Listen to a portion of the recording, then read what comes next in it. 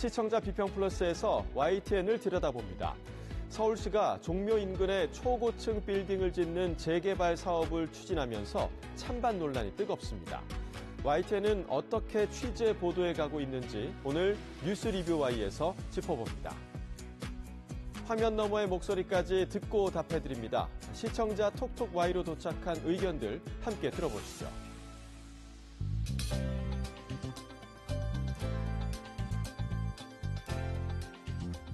시청자 여러분 안녕하십니까? 나경철입니다. 겨울이 시작되면서 초미세먼지 농도가 조금씩 높아지고 있습니다. 머리카락 굵기 30분의 1 정도로 작은 초미세먼지는 호흡기에서 걸러지지 않고 그대로 인체에 침투하기 때문에 각별한 주의가 필요한데요.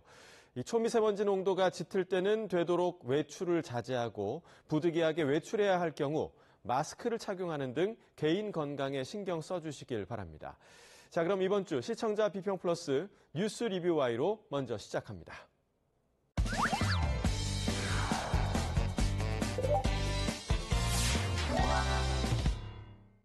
네, 오늘 뉴스 리뷰 Y 시간 유네스코 세계유산인 서울 종묘 주변 재개발 논란 보도를 살펴보겠습니다. 함께 이야기 나눌 두 분을 모셨습니다. 먼저 강보라 시청자 평가원입니다. 이동우 해설위원 실장입니다. 자, 먼저 강보라 평가원님, YTN의 관련 보도를 좀 어떻게 보셨습니까? 서울 종묘 앞 세운 4구역 재개발을 둘러싼 논란은 단순한 개발, 보존 갈등을 넘어서 세계유산의 경관과 도시의 미래 전략, 그리고 행정 절차의 투명성까지 아주 다층적인 요소가 얽혀있는 사안입니다. YTN은 이번 논란을 다루며 정부와 서울시의 대립, 유네스코 영향평가 문제, 그리고 시뮬레이션 공방 등 주요 쟁점을 꾸준히 보도했지만 일부 보도에서는 갈등 당사자 중심의 단편적인 접근이 반복되면서 사안의 구조적인 이해를 돕는 깊이가 아쉬운 측면이 있었습니다. 본 비평에서는 종묘 세운 4구역 보도 내용을 바탕으로 보완이 필요한 지점과 의미 있었던 시도를 함께 짚어보려고 합니다. 네. 먼저 종묘와 세운 4구역의 역사성 그리고 경관 가치에 대한 설명 보도에 주목하고 싶었는데요. 종묘 앞 재개발 논란은 단순한 지역 개발 이슈가 아니라 유네스코 세계유산인 종묘의 경관과 조망 보전이 걸려있는 문제입니다.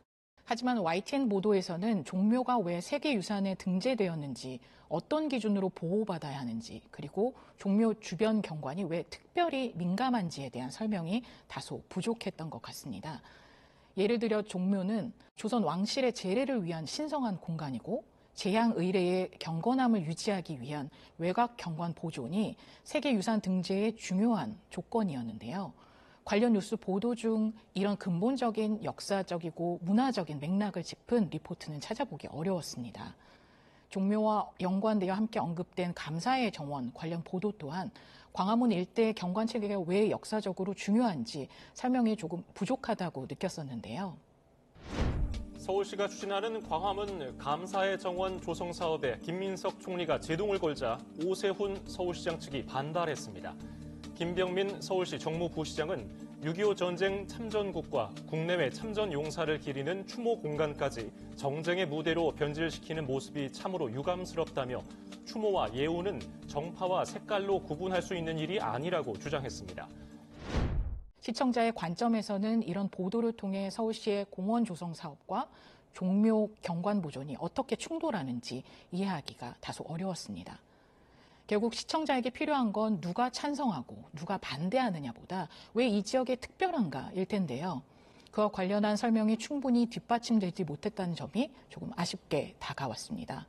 종묘 세계유산 등재 당시의 조건이나 종묘를 둘러싼 지난 30년간의 경관 관리 공백을 추가적으로 다룬다면 보도의 아쉬움이 조금 줄어들지 않을까 싶습니다. 이러한 보도 구성에 대해 어떻게 생각하시는지 또 내용이 부족했던 나름의 이유가 있었는지 궁금합니다. 네, 지금 지적하신 대로 이제 종묘의 어떤 문화적 가치나 보존해야 하는 이유 등을 이제 자세하게 다루는 보도보다는 뭐 대립과 갈등을 다루는 보도가 훨씬 더 많았던 것이 이제 사실인데요. 일반적으로 이제 정치적 대립이나 갈등을 드러내는 기사에 대한 시청자들의 니즈가 훨씬 높은 경향이 있습니다. 여당과 서울시의 입장 차이는 권력 대립이라는 구도가 형성되기 때문에 뉴스 가치가 상대적으로 상당히 높게 평가되는 그런 부분이 있거든요. 또 재개발 논란은 지금 당장의 정치 사회적 갈등을 보여주지만 세계 유산 가치 논의는 장기적인 관점이 필요하기 때문에 상대적으로 중요하게 다뤄지지 못하는 그런 문제점도 있다는 점을 말씀드리겠습니다. 이와 함께 종묘의 세계 유산 지정 배경이나 문화적 의미는 상대적으로 복잡하고 설명이 길어야 하는데요. 뉴스를 전문적으로 하는 방송의 특성상 이를 충분히 다루기 어려운 현실적인 한계도 있었다. 이렇게 말씀을 드릴 수 있을 것 같고요. 그럼에도 불구하고 지적하신 대로 종묘의 문화재로서의 가치와 보존 필요성 등 본질적인 문제를 심층적으로 다뤄야 한다는 점에는 전적으로 공감하고 있습니다. 종묘 주변 개발을 둘러싼 논란이 쉽게 수그러들지 않고 시청자들의 관심도 높은 주제인 만큼 앞으로 종묘가 유네스코의 세계유산으로 지정된 이유, 즉 조선 왕실의 재래 공간, 그리고 건축적, 의례적 독창성 등을 상세히 다루고 시청자들이 왜 보존해야 하는지를 이해할 수 있도록 역사적인, 문화적인 맥락을 풀어낼 계획입니다. 또 단순히 찬반 갈등을 다루는 것이 아니라 도시 개발과 문화유산 보존을 어떻게 조화시킬 수 있는지에 대해서도 다양한 전문가들의 의견을 담을 수 있도록 최선의 노력을 다하도록 하겠습니다. 네, 그 다양한 전문가 입장을 담는다는 측면에서 세계 유산 영향평가 절차를 담은 보도는 상당히 유익했다고 볼 수 있겠는데요.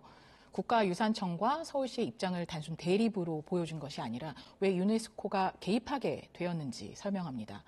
종묘 앞 세운 4구역 재개발 논란과 관련해서 유네스코 영향평가 도입이 왜 중요한지를 시청자가 이해할 수 있도록 보도했습니다. 국가유산청은 유네스코가 지난 15일 세계유산센터 명의의 공문을 통해 종묘 앞 고층 개발에 따른 역사경관 훼손 가능성을 강하게 우려했다고 밝혔습니다. 그러면서 세계유산 영향평가를 강력 공고하고 평가가 끝나기 전에는 사업 승인 중지를 요청했다고 덧붙였습니다. 세계유산 영향평가는 전 세계의 세계유산 협약 당사국들이 유네스코 지침에 따라서 준수하고 이행하는 국제 수준의 보존관리 제도로서 서울시는 즉각 강한 유감을 표명했습니다. 종묘의 세계유산 등재 30년이 지나도록 완충구역 설치 등 아무런 조치도 없다가 이제와 영향평가를 강요하는 것 자체가 이해가 되지 않는다는 것입니다. 저희가 시뮬레이션 해보니까요. 그늘이 생기지 않습니다. 그늘이 생긴다는 우려는 잘못된 시각이고요. 세계유산 관리에서 영향평가가 갖는 의무와 유네스코 공문의 실제 의미 등을 비교적 분명하게 제시해서 시청자의 판단 근거를 제공했는데요. 국제적인 기준을 설명함으로써 이 사안이 지역 개발 논란을 넘어서 국제적인 신뢰 문제로 이어질 수 있음을 알려준 점은 공익적 가치가 크다고 할 수 있겠습니다. 이러한 논란의 중심에는 실제로 건물이 얼마나 보이느냐라는 시청자의 어떤 시각적인 궁금증이 자리하는데요. YTN은 서울시와 국가유산청이 각각 공개한 가상 이미지를 나란히 배치해서 시청자가 직접 비교할 수 있도록 구성했습니다. 종묘 앞에 고층 건물이 들어서게 되면 문화재적 가치를 훼손할 거란 비판이 커지자 오세훈 서울시장은 가상 이미지를 공개하며 반박했습니다. 종묘 정전 앞에서 서서 바라보더라도 건물이 경관을 해칠 정도는 아니라는 겁니다. 앞서 국가유산청이 공개한 가상도와 나란히 놓고 보면 차이가 분명합니다.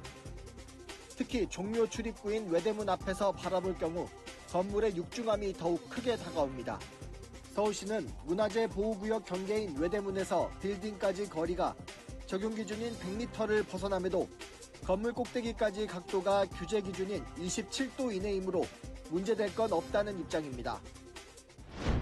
또한 서울시가 제시한 가상 이미지에 대한 문제 제기를 소개하면서 시뮬레이션 구성 방식에 따라 인상이 굉장히 달라질 수 있음을 간접적으로 보여주었습니다. 비록 전문가적 검증까지 나아가지는 못했지만 시각적인 정보를 비교한다는 기본적인 공익 기능을 수행했다는 점에서 긍정적으로 평가할 수 있습니다. 이는 정치적인 공방보다 경관의 실질적인 차이를 눈으로 직접 확인하려는 시청자의 욕구를 충족시킨 보도였습니다. 그럼에도 일부 보도에서는 김민석 국무총리와 오세훈 시장의 갈등 프레임이 전면에 배치되면서 논란의 핵심인 문화유산 보존 의무와 도시계획 절차 문제가 정치적 대립으로 축소되는 경향이 있었습니다. 정부와 지자체의 갈등은 중요한 보도 포인트지만 이를 중심에 둘 경우에 정작 사안의 정책적이고 도시계획적인 쟁점은 뒤로 밀리게 마련입니다.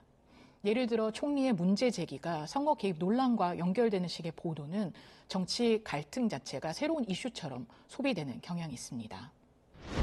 더불어민주당이 내년 6월 지방선거를 앞두고 오세훈 서울시장 등 국민의힘 소속 현역 광역단체장을 향한 타상 공세에 나섰습니다. 김민석 총리의 오세훈 서울시장 때리기가 소재를 바꿔가면서 계속되고 있습니다. 오세훈 시장을 향해 세 번째 견제구를 던진 셈입니다. 내년 서울시장 선거와 연결짓는 시각이 많은데요. 영상으로 정리했습니다. 종묘에서 보는 눈을 가리고 숨을 막히게 하고 귀를 누르게 하는 상당히 사전선거 운동에 가깝게 보여질 수 있고. 김민석 총리는 대한민국 총리로서 일을 해야지 왜 갑자기 오세훈 스토커로 변신을 했는지 모르겠습니다. 네, 지금 정부 여당이 연일 오세훈 때리기에 나서고 있어요. 특히 김민석 총리가 앞서고 있는데요. 네, 그렇죠. 아무래도 이제 오세훈 서울시장이 내년 6월 지방선거에 있어서 이제 국민의힘 후보를 유력한데 나름 좀 경쟁력이 있으니까 이에 대해서 미리부터 견제구를 던지는 것이다. 이렇게 풀이할 수 있을 것 같습니다.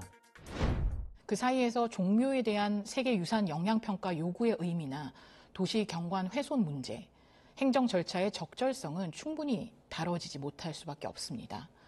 즉 정치 공방을 전면에 내세워 고조된 갈등 상황을 이미지화하려는 방송의 특성이 오히려 문화유산 보도의 공공성을 약화시킬 수 있는 셈인데요. 앞으로는 정치적인 갈등을 보여줄 필요가 있더라도 갈등의 본질을 다시 논하는 연결점이 제시되어야 한다고 생각합니다. 그런 의미에서 근본적인 해결을 위한 대안 마련으로 국내 유사 사례 비교를 통한 근거를 담은 보도가 필요하다고 느꼈는데요. 종묘 경관 훼손 여부는 전문가의 분석과 국제적인 기준이 있어야 좀 더 잘 판단할 수 있는 문제로 보입니다. 네. 자, 그렇다면 말씀해 주신 그 유사 사례, 그러니까 국내외 사례를 전한 YTN 보도가 좀 있었습니까? 네. YTN 보도 대부분은 서울시와 국가유산청의 시뮬레이션을 단순 비교하는 선에 머물면서 판단 기준이 되는 국내외 사례를 비교하는 분석은 상대적으로 살펴보기 어려웠는데요. 국내에선 선정릉 주변 개발 제한과 법원의 판결이 직결된 사례가 있었고요. 타 언론사 보도에서 접한 해외 사례들을 보면 마카오 역사 지구가 세계유산 내부가 아닌 주변 경관 훼손까지 문제 삼은 내용이 있었습니다. 이 밖에도 세계유산인 런던타워 인근에 고층 건물이 건립되는 과정에서 유네스코와 런던 정부 사이에 빚어졌던 갈등이 상세히 소개되기도 했습니다. 이 사안과 관련해서 YTN에서 직접적으로 다뤄지지는 않았지만요. 문화재 보존으로 개발 사업이 피해를 입을 경우 보상받을 수 있는 해외 제도에 대한 내용도 있었습니다. 미국 샌프란시스코와 일본 도쿄의 역사 보존 지구 사례를 통해서 역사적 건축물 보전을 위해 손실을 보전하는 제도 등을 함께 소개한 사례가 있었습니다. YTN에서는 국내의 문화유산 경관관리 사례 분석 관련 심층 보도에 대한 고민이 있는지 궁금합니다. 향후 국내외 문화유산 경관관리 사례 분석이 추가된다면 종묘 앞 재개발 논란의 복합성을 조금 더 파악하는 동시에 직접적인 이해 당사자의 고충도 해결할 수 있는 방안을 제시할 수 있을 것으로 기대하고 있습니다. 네, 지금 설명해 주신 대로 이제 문화재 보존과 그 주변 개발이 이제 갈등을 빚는 사례는 해외에서도 이제 비일비재하게 일어나는 일이거든요. 그 가운데서 이제 원만한 해답을 찾아서 문제를 해결하는 사례도 적지 않습니다. 그렇기 때문에 이런 사례들을 우리나라도 이제 참고할 만하다고 판단되는데요. 대표적인 사례 이제 몇 가지를 살펴보면 첫 번째로는 이제 프랑스 파리의 고도 제한과 지역별 차등 규제가 있는데요. 파리는 도심 전체 경관을 보호하기 위해서 37m 이상 신축을 원칙적으로 이제 금지를 했어요. 하지만 일부 지역은 고도 제한을 완화해서 137m까지 허용해서 개발과 보존을 이제 병행하도록 한 것이죠. 이는 도시 전체의 역사적 경관을 지키면서도 특정 지역에는 개발을 허용하는 균형적인 접근이다. 이렇게 이제 평가를 받고 있는 상황인 것입니다. 두 번째는 일본 도쿄 황궁 일대 도시재생특별지구 제도인데요. 황궁은 국가지정 특별사적이지만 민간이 역사 건축물 복원, 그리고 녹지 확충 등 공공기여를 약속한다면 용적률과 높이 제한을 완화해 준 것이죠. 실제로 황궁 주변 도심지 일대에서 노후 빌딩 36곳을 150m에서 200m급 빌딩으로 재개발하면서도 문화재 보존을 병행한 사례가 있습니다. 세 번째는 이탈리아 로마의 역사 건축물의 재활용 사례인데요. 로마는 기존 역사 건축물을 박물관이나 학교, 사무 공간으로 재활용하는 방식으로 시대에 맞춰서 이제 활용을 한 경우가 있습니다. 로마 정부와 교황청 등이 협약을 맺어서 로마 캐피탈레를 세계유산 관리 주체로 이제 지정을 했고요. 전문위원회의 자문을 통해서 개발과 보존의 균형을 유지했습니다. 자세한 부분에서는 이제 우리나라 사례와 다소 차이가 있지만 관련 주체들이 머리를 맞대고 고민하면서 서로 양보하고 타협점을 찾았다는 점은 우리에게도 시사하는 바가 크다 이렇게 생각을 하고 있는데요. JYT는 일본 도쿄, 영국 런던, 미국 워싱턴과 뉴욕 등에 각각 특파원이 상주하고 있어요. 이 특파원들이 우리 문제 해결에 참고할 만한 사례들을 현지에서 적극 발굴해서 앞으로 보도하도록 할 예정입니다. 예. 자, 이 종묘 앞 재개발 문제, 정부와 서울시를 넘어서 정치권, 지역 주민, 또 학술단체 등으로 확산돼서 전방위적인 갈등 양상을 보이고 있는 상황입니다. 보존이냐 아니면 개발이냐라는 식의 이분법적 가치 충돌 상황을 전하기에 집중하기보다는 체계적이고 지속 가능한 문화유산 관리에 대한 사회적 합의를 이룰 수 있도록 저희 YTN이 보도를 이어나가겠습니다.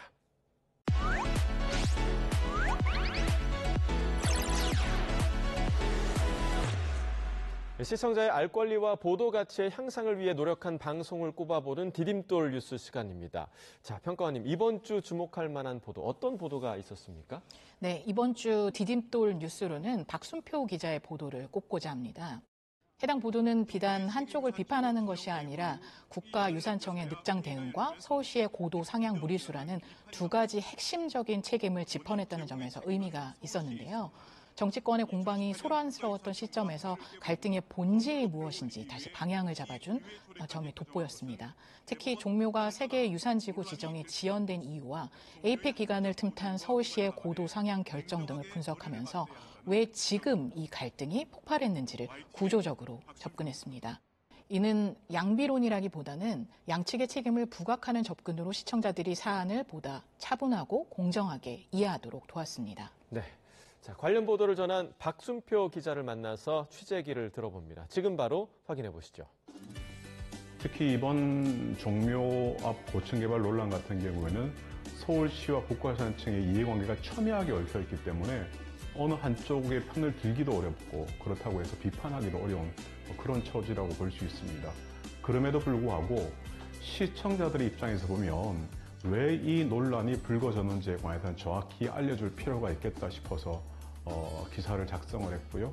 국가유산청이 좀 더 발빠르게 움직였으면 종묘와 개발 논란을 좀 막을 수 있는 여러 가지 일을 할 수 있음에도 불구하고 세계문화유산 지정 예고 1년이 지나고 있도록 아무 일을 하지 않았던 점이 지금의 논란을 일으키게 된 원인 가운데 하나라는 점 분명히 지적을 할 수밖에 없었습니다.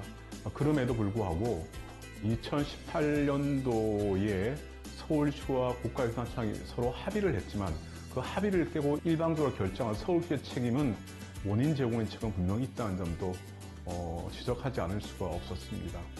시시비비를 정확히 가리는 것도 굉장히 중요한 거거든요. 예전처럼 언론이 기회적 균형에 막 의존해서 옳은 것을 옳다, 그런 것을 그러다고 하지 못한다면 시청자들부터 의문받을 확률이 대단히 높다고 생각합니다. 원인의 제공자는 누구에게 있는 책임이 누구에게 있는지 그리고 또 그것을 방관한 책임이 누구인지 정확히 지적함으로써 시청자들이 정확한 정보를 받을 수 있도록 초점을 둬서 기사를 작성을 했습니다. 이 논란이 정치권까지 가세하면서 조금 복잡해지는 양상으로 흘러가고 있습니다. 그런 점은 대단히 안타깝고 국가유산을 보호하는 입장에서 또 어떤 것이 합리적 결정인지 서로 뜻을 모아서 좀 이성을 가지고 서로 대화를 시작했으면 좋겠습니다. 이것이 단순히 우리 세대만 가지고 있는 국가유산이 아니기 때문에 다음 세대에도 생각할 수 있는 그런 측면에서 이 문제를 좀 바라봐야 될 것 같고 그럼에도 불구하고 또 개발을 해야 하는 사람 입장에서 보면 일방적인 희생을 강요할 수는 없는 일이거든요. 그런 부분도 함께 균형 있게 다뤄져서 국가유산청과 서울시의 입장 혹은 또 정치권의 입장들이 잘 녹아들어가서 새로운 합의가 이루어질 때까지 잘 팔로우해서 시청자 여러분들에게 정확한 정보를 전달해 드리도록 하겠습니다. 네, 그럼 오늘 뉴스 리뷰와의 마무리해 보겠습니다. 두 분 오늘 말씀 잘 들었습니다. 고맙습니다.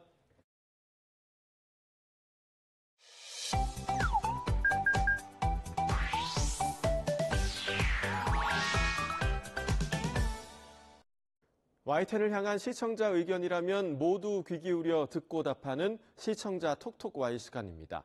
오늘 주목한 시청자 의견을 AI 앵커 Y고가 소개해드립니다. 지금 바로 만나보시죠. 안녕하세요. AI 앵커 Y고입니다. 오늘의 첫 번째 주제는 K푸드 수출에 대한 시청자 의견을 들어봤습니다. 자세한 내용 보도 먼저 확인해 보겠습니다.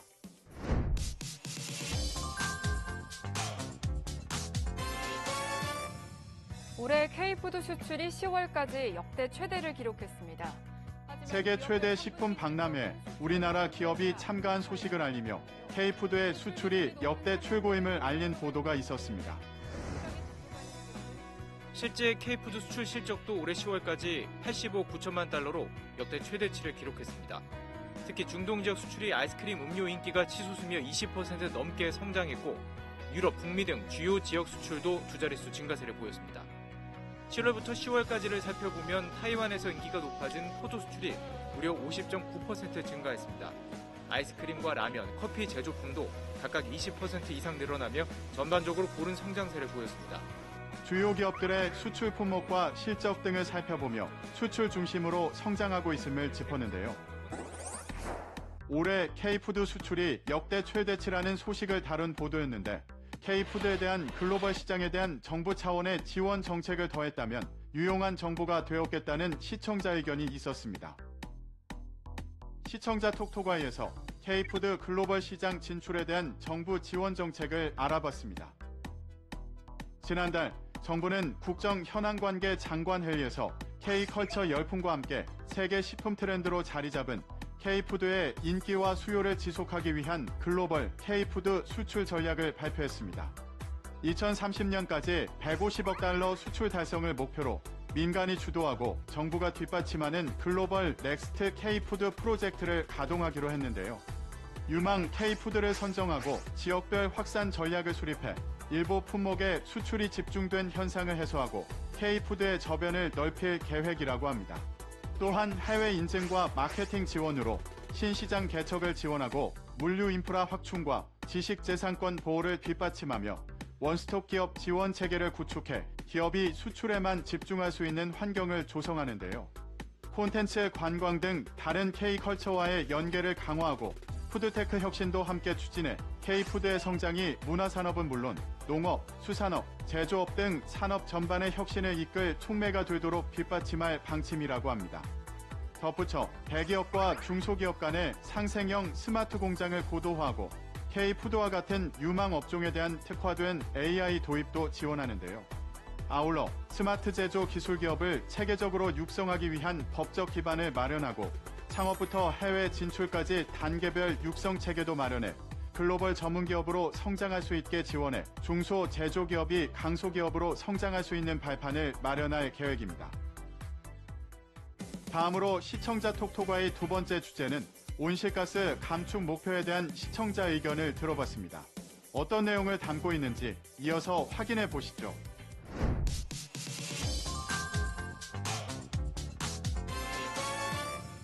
정부 여당이 2035년까지 국가 온실가스 배출량을 2018년 수준의 53에서 61% 사이로 감축하자는 데 의견을 모았습니다. 얼마 전 국무회의에서 우리나라의 온실가스 감축 목표치를 확정한 소식을 알린 리포트가 있었습니다. 여당과 정부, 대통령실이 고위 당정 협의회를 열고 2035년 온실가스 배출량 감축 목표를 논의했습니다. 우리나라는 2015년 파리 협정에 따라 5년 단위로 감축 목표를 정해야 하는데 정부 여당은 2035년 감축 목표를 2018년 대비 53%에서 61%로 정하는 데 공감대를 모았습니다. 국무회의에서 발언한 내용을 통해 이해를 돕고 확정한 목표치에 대한 설명을 더했는데요. 2035년까지 국가 온실가스 배출량 감축 목표를 53에서 61%로 정했다고 알린 보도였는데 어떻게 감축 목표를 달성할 것인지 구체적인 이행 계획이 궁금했다는 시청자 의견이 있었습니다. 시청자 톡톡아이에서 우리나라의 온실가스 감축 이행 계획에 대해 살펴봤습니다. 우리나라의 2035년 온실가스 배출량을 2018년 대비 53에서 61% 감축하기로 국제사회에 약속하는 2035 NDC, 즉 국가온실가스 감축 목표가 지난 11일 국무회의에서 확정됐습니다. 정부는 이날 최종 확정된 2035 NDC를 지난 10일부터 21일까지 브라질 벨랭에서 열린 제30차 UN 기후변화협약 당사국 총회에서 공식 발표했는데요. 2035 NDC 달성을 위한 부문별 주요 감축 수단으로 전력 부문으로 재생에너지 보급 확대, 산업 부문으로 연료 원료의 탈탄소화 및 저탄소 제품 생산, 건물 부문으로 제로에너지 건축 및 그린 리모델링 확산과 열 공급의 전기화, 수송 부문으로 전기차, 수소차 보급 확대 등을 제시했다고 합니다. 자세히 들여다보면 일단 전력 부문에서 현재 34기가와트 수준인 재생에너지 보급량을 최대 150기가와트까지 늘립니다. 수송 부문에서 전기차, 수소차 보급률을 2035년 신차의 70%까지 높이며 건물도 제로에너지 건축 및 그린 리모델링 등을 추진해 전체 배출 저감에 속도를 낸다는 방침인데요. 산업 부문은 95%가 수출업종인 만큼 국제 경쟁력을 고려해 탈탄소 전환 투자에 방점을 둔다고 합니다. 정부는 후속 조치로 태양광, 풍력, 전력망, 에너지 저장 장치, 전기차, 배터리, 히트펌프 등 녹색 산업 육성을 위한 세부 추진 과제를 담은 대한민국 녹색 전환을 내년 상반기까지 수립한다는 방침입니다. 마지막으로 오늘 시청자 톡톡과의 세 번째 주제는 누리호 4차 발사에 대한 시청자 의견을 들어봤습니다. 이어지는 내용도 지금 바로 만나보시죠.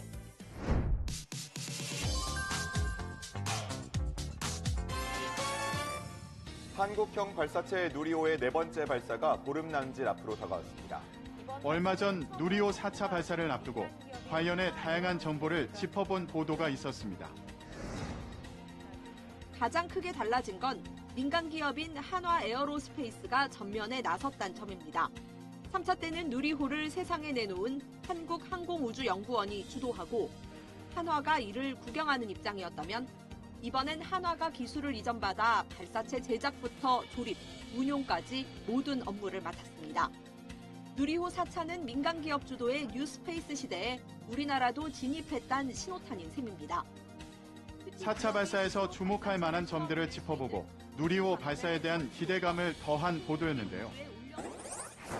누리호 4차 발사 소식에 대해 알린 보도였는데 이번 발사는 왜 야간에 하는지에 대한 배경을 설명한다면 신층적인 정보를 제공했겠다는 시청자 의견이 있었습니다. 자세한 내용을 보충하기 위해 시청자 톡톡아이에서 누리호 4차 발사를 야간에 진행하는 이유에 대해 알아봤습니다. 이번 누리호 4차 발사는 27일 자정 무렵 늦은 밤 이뤄졌습니다. 야간에 발사하는 이유는 이번 4차 발사의 주탑재 위성인 차세대 중형위성 3호가 수행하게 될 오로라 관측 임무 때문인데요. 차세대 중형위성 3호는 적도를 지날 때의 시각이 늘 오후 12시 30분에서 12시 50분이 되도록 맞춰진 태양 동기 궤도에 진입합니다. 이 궤도는 위성이 항상 같은 태양 조건에서 지구를 관측할 수 있게 해주는데요. 이는 일정한 관측이 가능하고 오로라처럼 조명 조건이 민감한 임무에 유리합니다. 문제는 이 궤도에 진입하려면 발사 장소와 시간이 정확히 맞아떨어져야 한다는 점인데요. 지구는 24시간에 한 바퀴 자전하는데 전남 고흥 나로우주센터에서 발사했을 때 위성이 정확한 궤도에 안착할 수 있는 순간은 하루 중 단 한 번뿐입니다. 한국항공우주연구원은 위성이 목표 시간대의 적도를 통과하도록 발사부터 위성 분리까지의 시간을 역산해 발사 시각을 계산했는데요. 그 결과가 새벽 1시 4분 5차 플러스 마이너스 10분이고 이 시간을 놓치면 다음 기회는 24시간 뒤입니다. 이번 4차 발사는 우리나라가 수행하는 발사 가운데 처음으로 새벽 시간대에 진행된 야간 발사인데요. 한국항공우주연구원은 야간 발사를 위해 발사체 점검 및 야간 운용 훈련을 완료했으며 위성 연료 충전 설비부터 통신, 안전 시스템까지 모든 절차가 새벽 발사 환경에 맞춰 조정됐다고 합니다. YTN 방송의 부족한 부분을 채우는 시청자 톡톡아이 시간. 다음 주도 다양한 시청자 의견과 함께 돌아오겠습니다.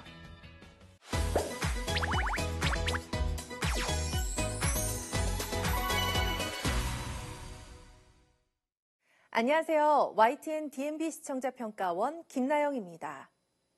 해외에 나가보면 한류의 인기가 정말 뜨겁다는 걸 바로 느낄 수 있는데요. 이제 K컬처는 맨하튼 한복판에서도 흔하게 만날 수 있을 만큼 전 세계인의 일상이 되고 있습니다. 특집, 우리는 지금 K 중입니다를 통해 그 생생한 현장을 함께 살펴보았습니다.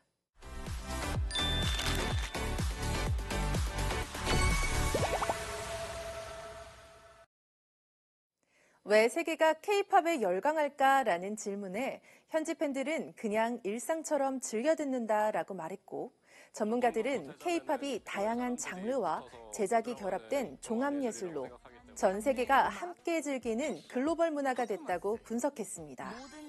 심지어 한국에서 만든 콘텐츠가 아니어도 세계적으로 히트한 애니메이션의 OST가 K-팝으로 쓰였던 사례를 보여주면서 K-팝의 영향력이 국적과 경계를 넘어섰음을 실감나게 했습니다.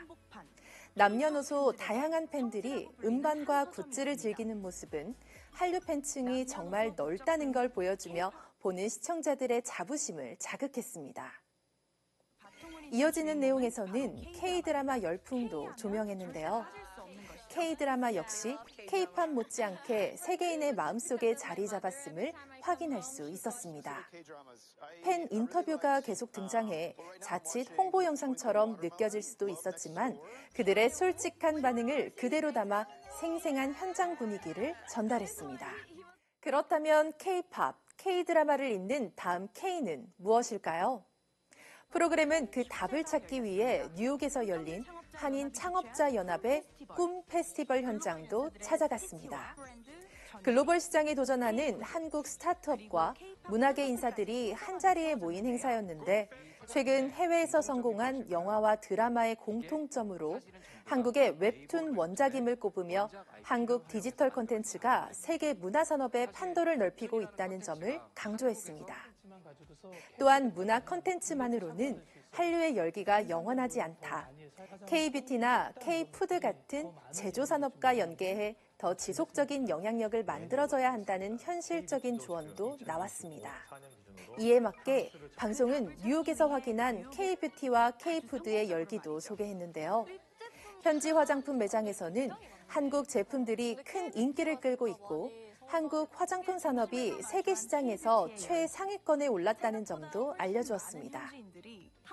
맨하튼의 한국 식당과 마트에서는 뉴요커들이 김밥, 잡채와 같은 한식을 자연스럽게 즐기는 모습을 볼 수 있었습니다. 다만 한 전문가는 태국이나 베트남 음식은 이미 세계인의 일상식이지만 한식은 아직 갈 길이 멀다고 지적하며 남은 과제를 언급하기도 했습니다. 이처럼 프로그램은 한류의 성공은 물론 여전히 해결해야 할 부분까지 균형 있게 다뤘습니다. 끝으로 뉴욕에서 열린 K-팝 공연으로 현지 팬들의 뜨거운 반응을 통해 K-컬처가 이제 모두의 축제가 되었음을 느끼게 했습니다. 이어진 인터뷰에서는 K-팝의 K가 더는 한국에만 머무르지 말고 진정한 글로벌 의미를 가져야 한다는 목소리가 전해져 한류의 미래를 생각하게 했습니다. K-컬처는 이제 한류를 넘어 전 세계를 잇는 새로운 문화가 되고 있습니다. 하지만 동시에 이 열기를 더 오래 이어가기 위해 우리가 어떤 준비와 고민을 해야 할지도 생각해 볼 수 있었는데요. 가장 한국적인 것이 가장 세계적이라는 말처럼 앞으로의 K-컬처가 더욱 다양하고 단단한 모습으로 성장하길 기대해 봅니다.